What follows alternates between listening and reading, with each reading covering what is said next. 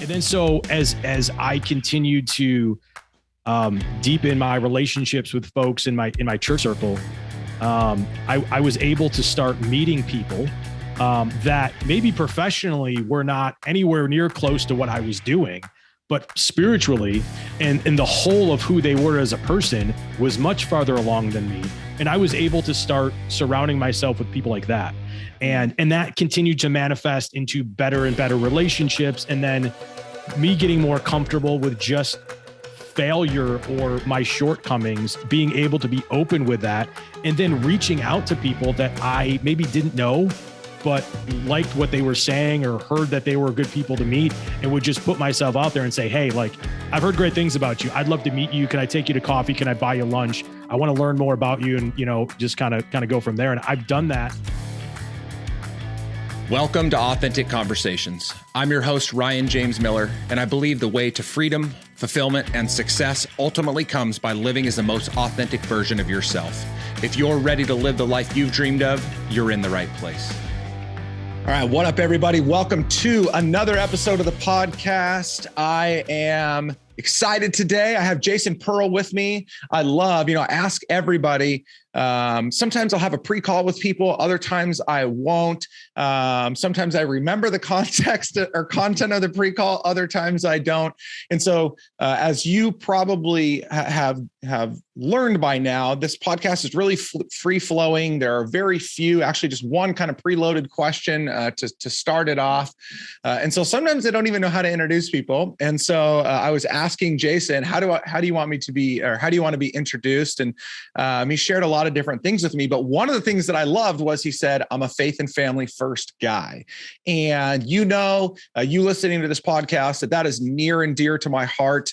My faith in Jesus is the first and foremost in my life. It wasn't always that way, but 2006 changed that for me. And about that same time, family became the second most important thing in my life. I would have said it was previously, but I didn't always live that way. And so I love that was the way he started it. In addition to that, we were learning just as we were talking. We do very similar things. He's a consultant to small to medium-sized business. He's a coach. He has a podcast as well. So we'll dig into all of that, I'm sure, at some point. But for now, what up, Jason? Thanks, man, for being here thanks today. for having me. Super pumped to be here. Appreciate it. Yeah, no, it's awesome. Okay, so let's dig right in. I've been asking all the guys during this second season this one question or some version of this question. So you may or may not have heard it, but for you, how do you define manhood and or masculinity? Yeah, that's a great question. And I did listen to a few of your other podcasts, and I love that question because everyone has their own thought. And for me, being a man, much like you, I identify as a Christ follower. So when somebody asks me, what is it to be a man? And being a man is being in likeness and image with Jesus Christ, right? So he was the most ideal image of anyone we could ever follow and try to emulate. And I think that masculinity and being a man is being faithful to him and following his rules. And then everything else falls into place. He teaches you how to treat other people. Right. And that's about being a man, right? Being a man is not about like having big muscles and imposing your will on others. It's about loving people and loving them well and seeing what's good in them. And I think that that's kind of where it starts for me. Much like you, earlier in my life, manhood would have been like, I've got a crazy good right hook and you don't want to meet me in a dark alley, right? Or something like that. And I just realized that it was never the way to live. And I had it all crooked because I had my own insecurities. So being a man is being a follower of Jesus. It's good, man. It's good. I feel like sometimes you could just like stop right there and you're like, you got everything you need to hear today. Take that and run with it. Okay. No so, we all have a past. We all have some sort of history. You alluded to a little bit of that. So, and I loved, and we'll probably dig into some point this idea of insecurity because I think it's so important to address, especially as men today. But was there this pivotal moment for you where you started to realize that there was a distortion around how you were living as a man, or was it just more of a gradual process for you? Yeah, it's for me, it came in stages, right? So I had this wonderful upbringing, wonderful parents, older brother, younger sister, middle class, never really had a want or need for anything. Both my parents were entrepreneurs. I always say they were entrepreneurs before it was cool to be an entrepreneur, like it is today. But they were small business entrepreneurs, right? So the ups and downs of family business, like lived through that, went to college, got a degree. But when I was in college, my parents got divorced. So like the Brady Bunch broke up, right? And that was a really big pivotal moment for me. That kind of got me crooked because what I thought life to be and success to be, which was me just living this perfect life, going to school, getting into the family business, and then like riding off into the sunset and everything works out. It just didn't work out. When I was 19 years old, my parents got divorced, and you're a young adult in college trying to figure out where you fit, where you belong. The introduction of, alcohol and other things like that, got me crooked from time to time.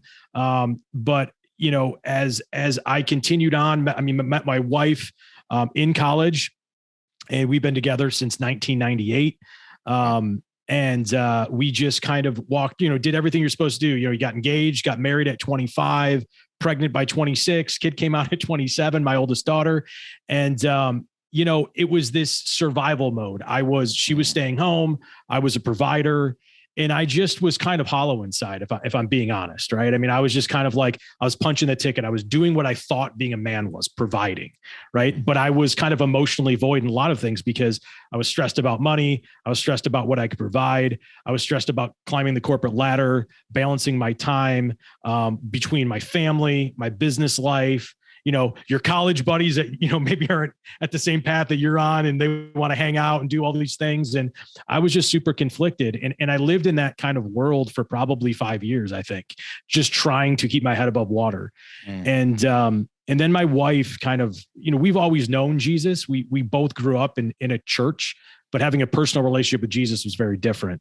And she started taking a walk in her early 30s, much closer to Jesus. And I was kind of in the background watching it all happen. And kind of the snap for me was when I realized that my wife was not only the spiritual leader of my household with our kids and in our house, but was the leader of our house, because I just allowed her.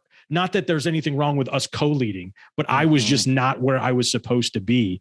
So, God was speaking to me and saying like, Jay, you got to step up. Like, it's just time to step up. It's time to step up and follow me, And so I started that path, probably really aggressively 8 or 9 years ago. Wow. And that's kind of how that all worked out. Wow. Okay. There was a lot there. So something that I'm interested, to hear a little bit about. So my parents divorced when I was 6. And my dad, in the ways that he could, did the best that he could. From that point forward, weekend father for a lot of the time. I would say that for me, because my parents divorced when I was so young, I missed a lot of the formational identity and opportunity that comes as the result of, young boy mowing the lawn with his dad and, fixing around the house. And I got some of that, but it was just distant enough that it made it a little bit more difficult, which then meant I got an overemphasis, God bless her, from my mom, who was very much a woman's woman, very compassionate, very empathetic, very loving and nurturing. And I mean, without my mom, I wouldn't be here today, but it wasn't all for my good. You had, in a sense, quite a different experience, because so much of your life was formed, but you said something to the effect of like everything that you thought life to be kind of blew up. And so how did that affect you as a 19-year-old in the ways that you saw life and being a young man and being a husband one day? Like, how did you take that? Yeah, it's interesting. It was very much a fight or flight type of situation.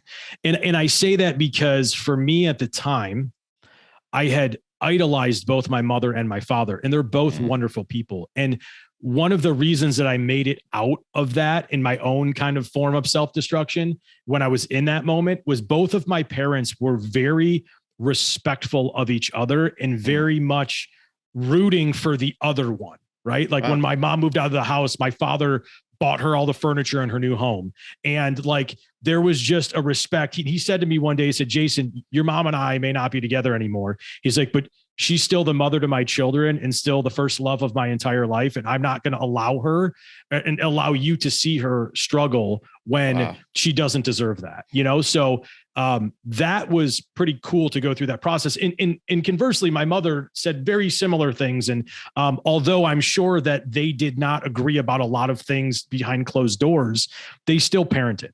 Yeah. So that really helped out through that. But when I say fight or flight, for me, I was so obsessed with success because I saw my parents succeed.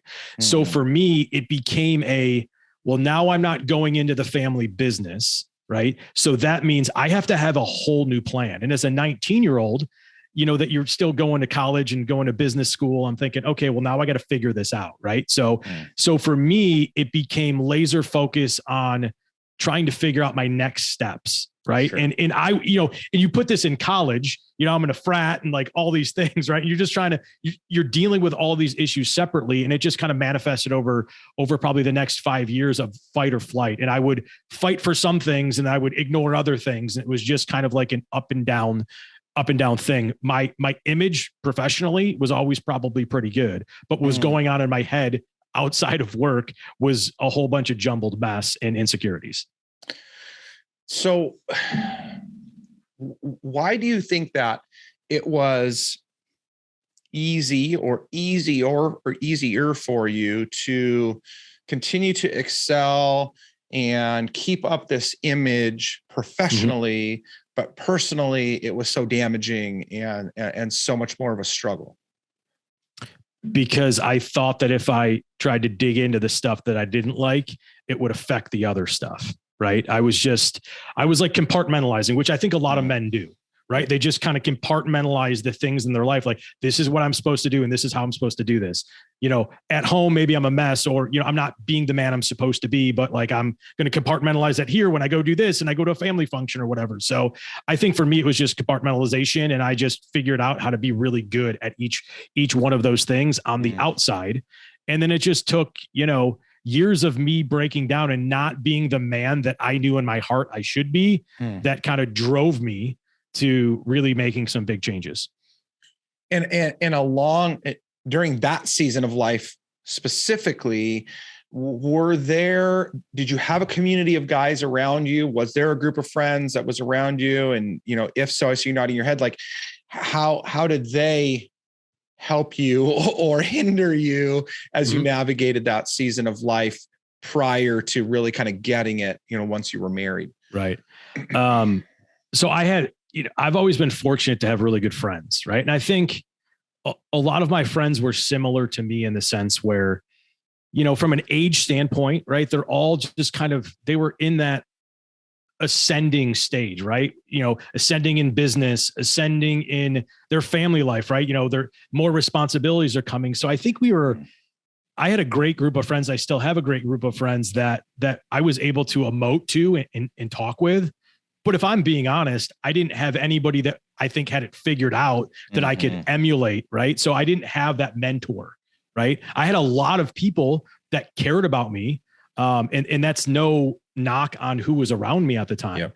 But I think guys like you and I have learned over time, right? That like, you have to have somebody that's mentoring you. You have to be somebody that's like next to you going through the same thing. And then somebody you're mentoring, right? Because you get to see it more in a 360 review.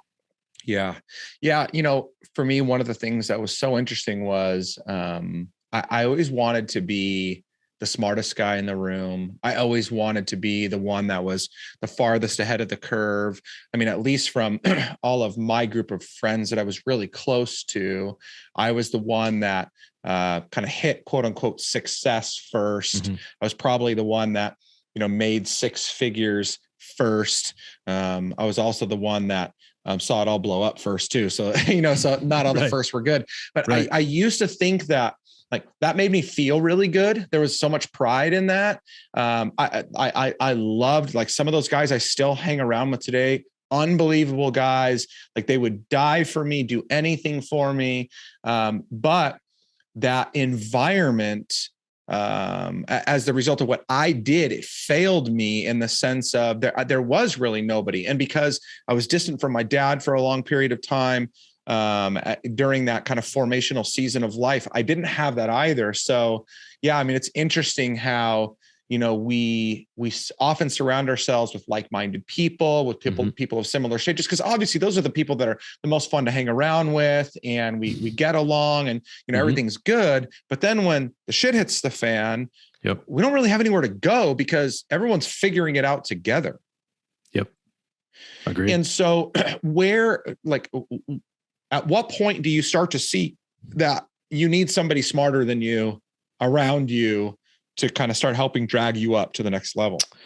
Yeah. So I think the thing that was probably missing the most in my life at that time was a strong Christian man that could come alongside me and I could try to emulate, and not copycat, but just see and be led by somebody that's farther along in the walk than I was. Yeah. And then so as I continued to deepen my relationships with folks in my church circle, I was able to start meeting people that maybe professionally were not anywhere near close to what I was doing, but spiritually and the whole of who they were as a person was much farther along than me. And I was able to start surrounding myself with people like that. And that continued to manifest into better and better relationships. And then me getting more comfortable with just failure or my shortcomings, being able to be open with that, and then reaching out to people that I maybe didn't know, but liked what they were saying or heard that they were good people to meet, and would just put myself out there and say, hey, like, I've heard great things about you. I'd love to meet you. Can I take you to coffee? Can I buy you lunch? I want to learn more about you, and, just kind of go from there. And I've done that with a few different people, and that opened up a whole nother world of Christian business professionals that I surround myself with. I did some masterminding with and stuff like that. And now they're two of the closest friends that I have. So that's kind of how it worked out. Okay. So I find that so many guys really struggle to take that, I'll call it a step of vulnerability, right? Like just to blindly reach out to somebody. Hey, you look successful. I'm interested in getting to know you. So, or, hey, I'm struggling with something and you look like somebody that's got this area figured out. So if somebody's listening and they are struggling, and they don't know how to take that first step, what are kind of some practical things that worked for you or you would recommend to people today to help them take that first step? Empathy and flattery. I think those are two things that are really important. I think about the cold outreach I made to two specific men. I just basically said, hey, I feel that you may be able to help me. I'm struggling with a few things. I don't have it all figured out. I love, and I would do some research. I said, I love how you approach this part of your life, and that part of your life. And you just seem like a guy that I should surround myself with. So although this is awkward, and I kind of like, call it right out, even though this is awkward and I'm a dude asking another dude to lunch, like, would you be willing to do that? And, empathy and flattery work, humbled myself immediately. So I put myself in a submissive state, which is hard for men to do, by the way. Yeah. Right. Very hard to do. That's a bad word, right? Yeah. Right. People think that's a bad word, but it's like ultimately, like, don't we submit and surrender to God if we're Christian men? Isn't that what we're supposed to do? So we hold so tight onto submission and surrendering, but that's exactly what we need to do to unlock everything that we need. Right. So humility and flattery, right? I mean, who doesn't like to be flattered? Like I tell my wife, like, I had an old lady, like, stopped me on the street like a couple of weeks ago. She's like, you're such a handsome man. I was like, I will take a compliment from a 90-year-old or a 5-year-old. It doesn't matter. Flattery works, right? It's great. So yeah, humility, empathy, flattery. Those are some practical steps. And in some of those instances, that sounds like, I mean, it was very cold. Like, so was that somebody that you just happened to see in passing, or you had heard of from somebody else, somebody Instagram influencer? Like, I don't know, like, what was that? Yeah. So it was on LinkedIn. So one specific one, his name's Michael McGreevey. He's a leadership coach, wonderful guy. I had seen a few of his posts. He happens to live in the region that I live in, but I did not know him at all, had never met him.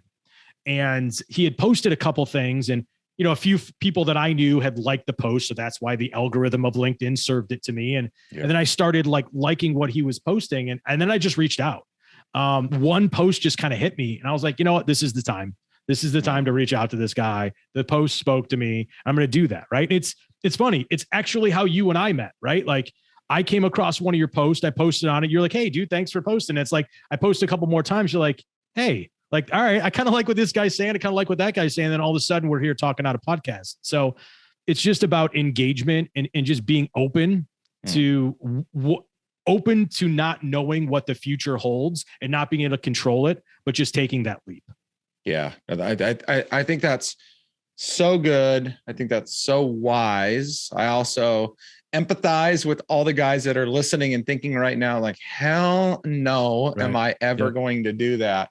But I mean, that for me, I mean, that was, I was at a point in my business in early 2013 where I was buried. Like I'd hit a good stride, things were going well. And then all of a sudden I lost a bunch of revenue, a few different things happened. And I was like, oh my gosh, I'm going to go bankrupt again or something. And I very similarly engaged with somebody and I'm like, you're way more successful than me. I want to go grab lunch, buy you lunch, get to know you. And I mean, it was incredible what that conversation created for me professionally and personally. He ended up becoming a great friend and mentor for years. And so, yeah, I mean, I think that those steps are so important. And what's so interesting is I think about the narrative for men today, which is like, be gritty and go take the risks and, go for it and do whatever it takes. And it's like, and humble yourself enough to reach out to some stranger to get some guidance. Like, well, I'm not going to do that. It's like, wait a minute, you're on the mountaintop talking about how you're going to slay every dragon in the world. You're going to dominate the marketplace. You're going to be the most prolific, whatever profession you're in. But you're not willing to just be humble enough to reach out to somebody and say that you're impressed by them and want to learn from them. Like you have problems. Yeah, it's true. And I used to probably think that way. I used to really struggle to be happy for other people and their success because it would somehow attack my own ego that their success means that I couldn't succeed. Like somehow it was taken from me and it was given to them, even though that wasn't the case. And this is a perfect example of again, and this is not like Jason Pearl's the greatest guy in the world. I've had to do some really deep work and I have a ton of deep work to do. Right. But you and I, as you kind of introduced me, like we're very similar in business and what we do. We both do consulting for businesses. We both do coaching. You seem to be a super successful guy. 5 years ago, I probably would have never reached out to you or even commented because I'd be like, oh, that dude's my competition. But it's like, no, like this is great. Like we're on a call now talking about, hey, if you want to be successful, you actually may need to rewire your brain because it's not what you think it is. It's not only one person can win. Everyone can win. Yep. And that's something I say all the time on my own podcast. Like everyone can win, but success is a choice. So if you're choosing your success to be at the top of the mountain and be lonely at the top of the mountain because that's where all the money goes and you could be Scrooge McDuck with all your coins, like that's a really, really sad place to be. Right. Yeah. But if you surround yourself with people that want to build you up and really want to root for you to win and you genuinely root for them to win, you will go and find a whole nother level that you had never had an idea was actually there. Yeah, that's so good. There's this group of guys, a couple of them I follow on Instagram. Just made me think about this. So one of the guys, his name is Cole Hatter. He's a real estate investor. He's local in my area here in Southern California. He's got a buddy named Dan Fleischman who real estate investments. He does baseball cards and collectibles, crypto, like a bunch of things. So very, very successful. And then they're connected to a few other guys in that same regard. And I bring them up because what I love is these guys are all in their own businesses. they do have some hands in each other's businesses from what it looks like. I don't know them personally, but they're all constantly lifting each other up. They are masterminding together. When one hosts a conference, the others come and speak with them. Mm-hmm. It's like, it's just awesome to watch, like, the party together, not like the actual party of like, let's go drink and smoke and whatever. Maybe they're doing that too, but like they're all celebrating each other's success. They're participating in each other's success. Like that's what I want. Like God, my family, and then I want this community of people that we are all, in this together. Like I'd be glad to be the successful one and bring people up with me, but I just want to be surrounded by a whole bunch of people that are doing that too. It just sounds so much more fun. It's more uplifting. It's more energizing. And so when people isolate themselves with the intent to say like, I don't want to let anybody else cloud my success, I'm thinking to myself, like, you're missing out on such opportunity out there.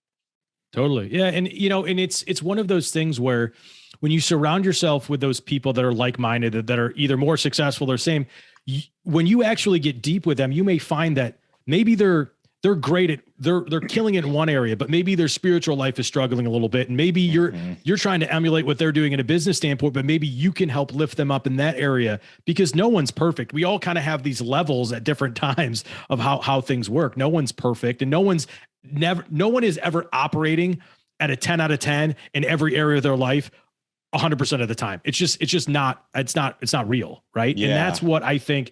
People have said to me, because I have my own podcast like you, they're like, wow, like you seem really important. Like I see pictures online with you with a microphone in your mouth, or like, like as you're wearing your branded Be Authentic stuff, right? Like I have some branded clothes too. And they're like, wow, got your own like thing going. Wow, you must be killing it. It's like, yeah, I mean, I'm very proud of what I'm doing, but I'm a human being that fails every day. Yeah. I was talking to my wife about this the other day, being okay with starting to admit your failures or your shortcomings unlocks a whole nother level of where you can go, because you are no longer so clenching and holding on to being perfect, because no one is, right? And social media does that, right? We all have social. I mean, I'm on LinkedIn's my platform of choice normally. I have a personal Instagram and Twitter and all that type of stuff too. But it's like everybody lives the highlight reel. We get it, like, but like you have to be okay admitting failures, or just saying, hey, I screwed that up. I'm sorry. I made a mistake. What's so interesting that you say that too is like, and this goes for everybody, but this is like the guy thing more than even anything is, everybody puts their best foot forward, particularly, on social media, because that's kind of like the public domain that we all have to showcase for one another. And so when I do that, and I try to be really careful about that, like even when earlier you said to me, you seem like a really successful guy. I'm like,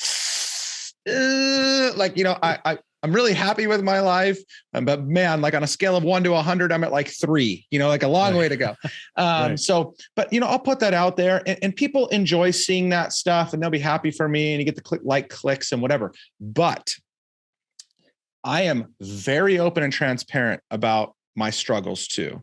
And when I share those, the engagement is on a whole nother level, which should go to show people. Again, this is kind of back to that same idea of humility. It's like, I want people, like as a coach, I have a lot to risk by telling somebody that like I have anxiety. It's like, I don't want to trust that guy. But like when I open up like that, people engage because they can relate, and they realize that, oh, I've seen you like this in this high manner, but now I also see that you struggle like me. It makes you so much more relatable. It opens up those conversations. I'm like, why? We don't need to all just go out and create a pity party. But at the same time, if we were just honest about the roller coaster, I think we would create such a more relatable opportunity for people to engage with us, to build friendships, relationships, business opportunities. Like they would just come so much easier. Totally. Yeah. We don't want to wallow in our mistakes or failures, right? You just like admit them, you say you're sorry, or you try to fix what you messed up, and you learn from it, and then you go, right? Like you don't stay there. And you also don't stay in your success, because if you're patting yourself on the back all the time, like you're not going to be looking forward and succeeding in the future. Right. So it's like, you can't ever just stay where you're at. I mean, actually, biblically, it says it in the Bible, right? It's like God loves you too much to keep you the same way that you are today. No matter if you're, it's your first day having a relationship with him or you've been following him your entire life. Like he loves you too much to keep you exactly the way you are. So he's going to try to change you. He's going to try to press you into being more and more like him. And it's never going to be attainable, but you can never stay in the same spot.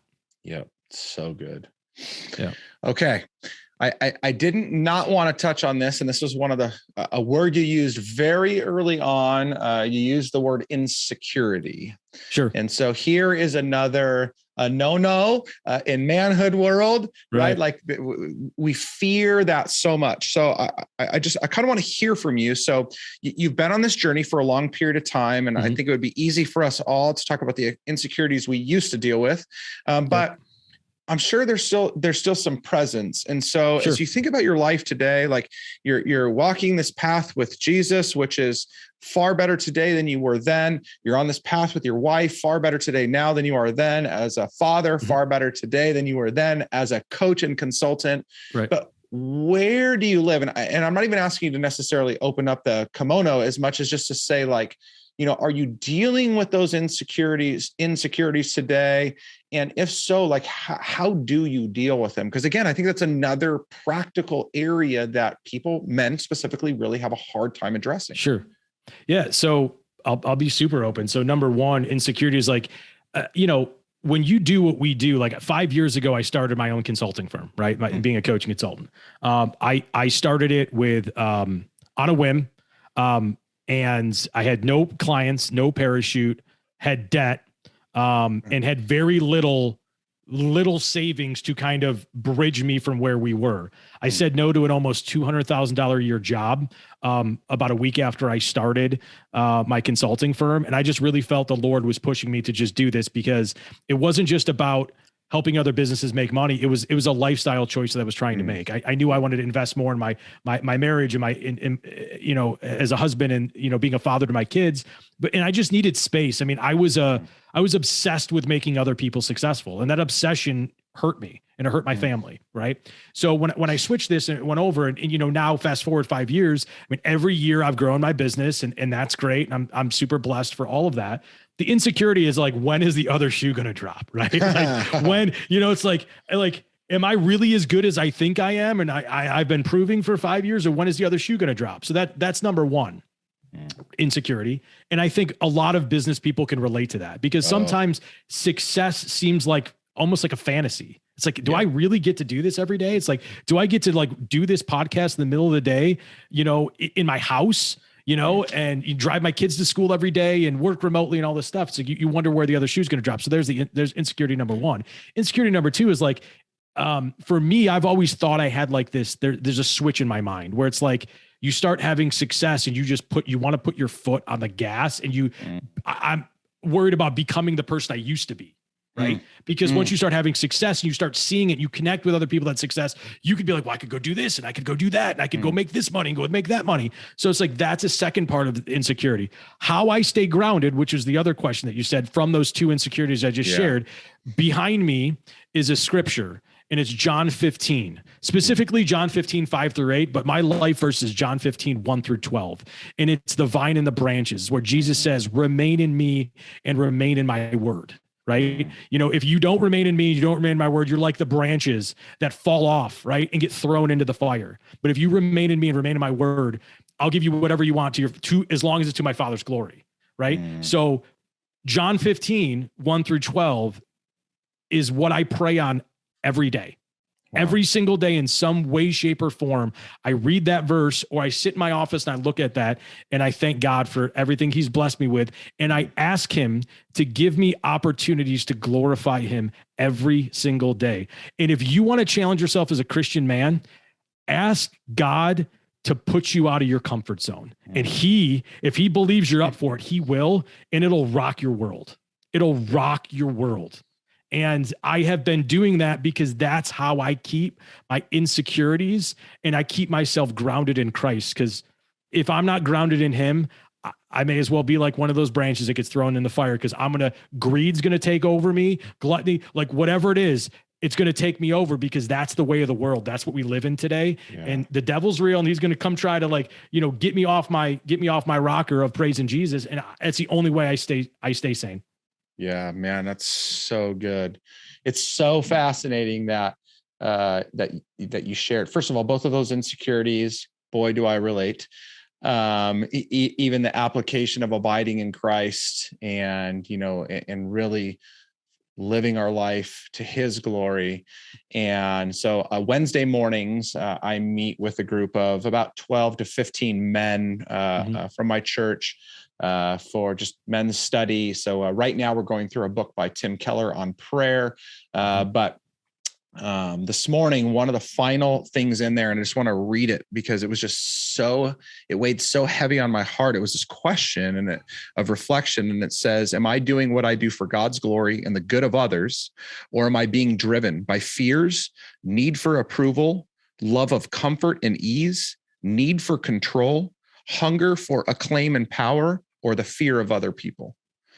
And it was like, I read that and we prayed right after that. And I just started praying, just asking for forgiveness of God, because my life is often desiring to live for the glory of God in tension with the desire to fulfill my desires and dreams, to live, to build an audience and an empire, even though, the empire will be to the benefit of my family and friends. It's like, there's just this constant tension. And so I think that, it's that necessity. And I love you referencing scripture like that, because for us as Christians, which not everybody that's listening to the podcast is, but I think it's so important to remind us that like we have to stay grounded. And that is the only solid ground that there is in this world. There's nothing else that is as solid as the word of God. Staying grounded, we have a much better chance, right? It's not fail proof, but we have such a better chance of living to the glory of God and not succumbing to greed, success, fear, so many other things. So man, what a word there. Yeah. No, it's if I could tell you one more anecdotal story. So I'd been praying this for a while, just about, probably about 9 months or so now, praying for, just God to put me out of my comfort zone and help me, give me opportunities to glorify you. And so I got a call from the pastor of my church 9 months ago. And he said, "Hey, Jason, we'd like you to speak at our student ministry retreat. There's going to be a retreat going in the middle of the woods, and it was going to be with middle school and high school students. We'd love you to speak." I'm like, okay. So my wife vocationally works at our church. She's in charge of birth through high school for student ministry and all that type of stuff. Wow. And so she's very involved in church, and, I'm just a lay person, but on Wednesday nights, we host a high school ministry. So I deliver messages. I preach probably once or twice a month there, 15-minute messages here and there. So my pastor said, you've been doing this for a long time. Like, we'd like you to speak. I'm like, okay, great. Let me know what you want me to speak on. Or if you want me to put it together, I could put a 15-20-minute message together. He said, "No, Jason, we want you to speak the whole weekend." It was Friday through Sunday. And he's like, "We want you to be the lead communicator the entire weekend to over 200 kids." And then I was like, well, okay, I said yes before I even knew what it was, right? Because, for me, like, it was like, when Jesus asks you something, my yes is on the table. But then I was like, well, wait a minute, I just said yes, I can't back out. But so I preached 5 times over the weekend, Friday night, twice on Saturday, and once on Sunday. And on Saturday night, if you've ever been to like a youth retreat, like there's normally like kind of like an ask, like if you've never, committed yourself to Jesus, if you're interested now, do it. And the interesting part about this is I've got 2 daughters. I've got a 15-year-old and a 10-year-old. So my 10-year-old is in 5th grade. Middle school ministry is 5th grade through 8th grade. And my daughter is now a freshman in high school, 9th grade. And my wife is in charge of one of the campuses of our church. So my wife, my entire immediate family, my wife and my 2 kids are at this event. And I am preaching on the stage to over 230 people, Friday night, twice on Saturday and Sunday. And it was like an out of body experience. Like I prepared a lot because that's what I do.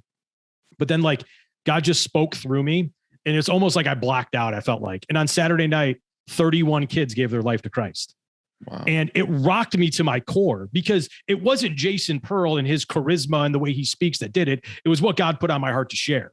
And since then, I have had a battle of like, like praying about like, God, do I need to do more of this? Like, where do you want me to be? Like, and my wife said to me after that weekend, she said, Jason, she goes, you better buckle up, because when God uses you the way he just used you, he's going to ask more of you, and you need to be prepared to answer, and I've really been thinking about that, because to your point, it's like, you're trying to build it for the benefit of like God's glory, but then like your family and your friends. And it's like, you kind of go through that battle where it's like, if he asks you something, like it may change in an instant. And then maybe, right, all the money you make may have to lessen a little bit if you want to abide in him. And so it's just kind of been like a crazy trip I've been on since like, wow, it was a Halloween weekend. And I've been like, just thinking about that and praying about that ever since. Wow. Well, yeah, I'll be praying for you for that. I'm going to go ahead and continue to not ask God for that, because I want a break. After 10 years of pastoral ministry, I needed a break. Yep. But no, yeah, that's so amazing. And I think, it's just this, it's this common thread that I hear, Jason, that you have shared, which demonstrates a lot of your character, which I think it's something that whether you are a faithful servant of Christ or not, I think that one thing that has continued to run through our discussion today, and I really want to land here because I think it's just so good and clear for you guys out there, you ladies out there, definitely, or the nudge to your husband, the willingness to humble yourself enough to be open to what's in front of you. Clearly, there are boundaries there. There's wisdom to be exercised and outside counsel. But when you talked about, right, the humility to just put yourself out there and invite somebody into a conversation to help you grow. When you talked about, the first yes, no matter what God may ask of you, and how that has stirred your heart, I think that is something that we must be better about as individuals, in the communities that we are in. I mean, we just have such opportunity, but too often we're so closed off. And I get that there's fear there, there's pride there are so many things there.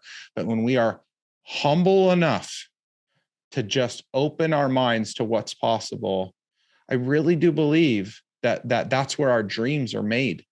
And it's just so sad to see sometimes that doesn't happen. So thank you for sharing that. I mean, that was super encouraging to me. Good. Yeah, great. And it's the one last thing I will say before, because I know we want to land this plane, but when you bring this back, if there's an audience that's listening from a business standpoint, right?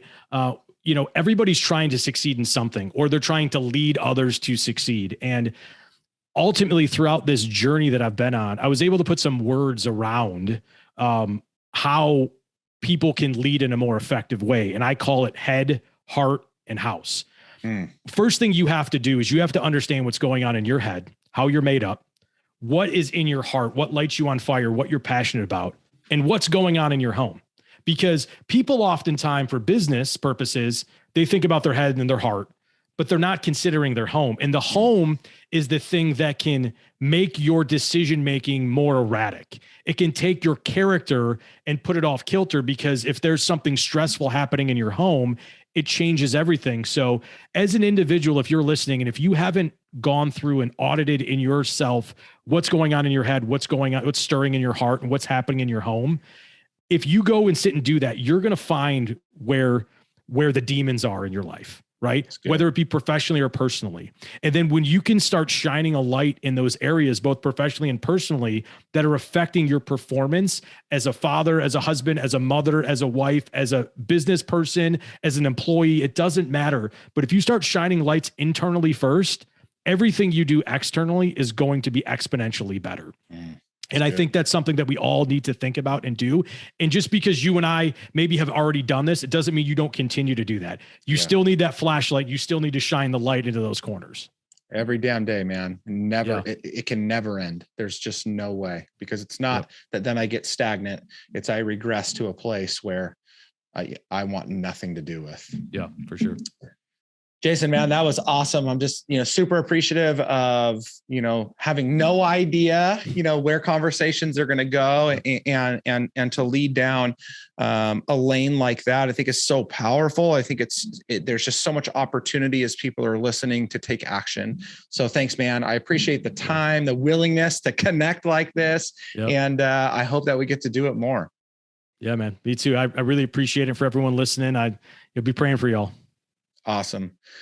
All right, guys. Well, if you want to connect with Jason, if you want to hear more about what he was talking about there with, head, heart, and home, or, maybe there's something else in his story that really just struck you, make sure that you reach out to him. We'll make sure to put his contact information into the show notes, as we always do. Feedback for me, you know where to find me. As always, I want to remind you to be you, be happy, be authentic. Thanks, guys. Talk to you soon. Thank you for joining me on this episode of Authentic Conversations. If you are ready to live the life you've dreamed of, I'm here to help. Head to ryanjamesmiller.com/podcast to begin your journey. And if this episode impacted you in any way, pay it forward by sharing it with someone you know. I'm Ryan James Miller, and I'll see you next time on Authentic Conversations.